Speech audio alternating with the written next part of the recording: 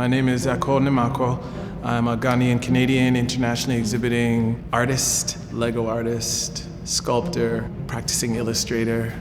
There are a few artists that use Lego elements in their practice, but it's still not particularly accepted as this fine art material.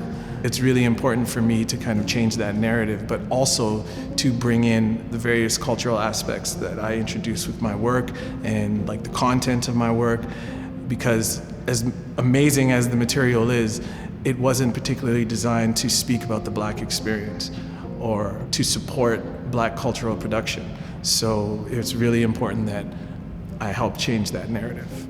For 2,000 Ships, or Journey of 2,000 Ships, I really got to dig in to a more specific narrative. Learning about Mansa Bakr II and that journey of taking these 2,000 ships filled with artists and warriors and their families and so many people that represented the culture there, which was at the time, African, Black, Muslim monarchy. It was just such an epic journey, and this happened like almost 150 years before Columbus.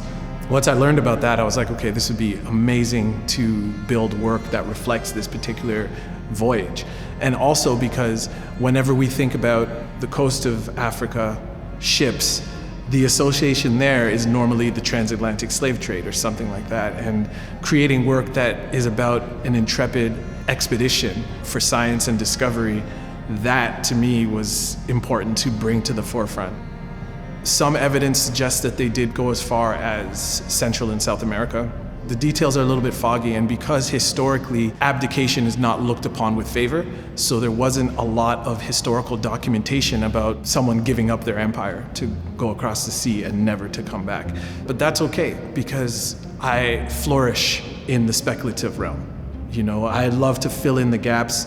I love mythology and the idea of mythology, which is that it's not exactly true, but it could be, and in that realm, that's where I get to really reimagine things. Like Asamando, which is bringing in aspects of Ghanaian and Akan beliefs around the land of the dead, or where the ancestors, the Nsamanfo, where they dwell, knowing that there was like serpent worship across the continent in Ghana as well, and beliefs around serpents holding spirits of the ancestors and things like that. So I thought, okay, before my research, I'd never heard of Asamando as this Akan land of the dead.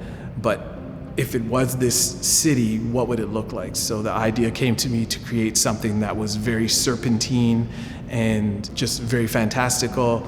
That happened with all of the works, really. It was taking an element of some historical fact and just expanding on that while introducing new narratives around like my vision for what could have happened on this journey.